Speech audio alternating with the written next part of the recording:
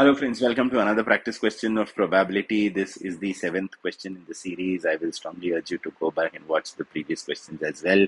The link to the entire playlist is down there in the description for your reference.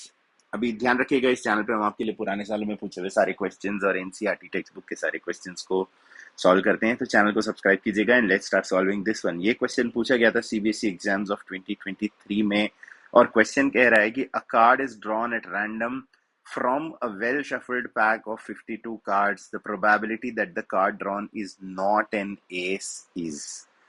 अभी ध्यान रखिए कि एक डेक ऑफ कार्ड्स में टोटल कितने कार्ड्स होते हैं। टोटल कार्ड्स होते हैं 52।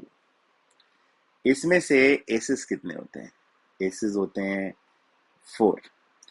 अब अगर एसेस 4 होते हैं तो नॉन एसेस कितने होते हैं? नॉन एसेस कार्ड्स हो गए हमारे 52 माइनस 4 48। अब क्वेश्चन पूछ रहा है कि what is the probability that the card drawn is not N S, is not N S. तो प्रोबेबिलिटी के चैप्टर में तो एक ही फॉर्मूला होता है which is favourable events, total count of favourable events upon total number of events upon total number of events. अगर यही फॉर्मूले में बस ये वैल्यूज रख दूं मैं, तो हमारा प्रोबेबिलिटी का आंसर आ जाता है फेवरेबल इवेंट्स है 48, नॉन एस कार्ड्स का count divided by total events, यानी कि टोटल कार्ड्स हैं हमारे 52।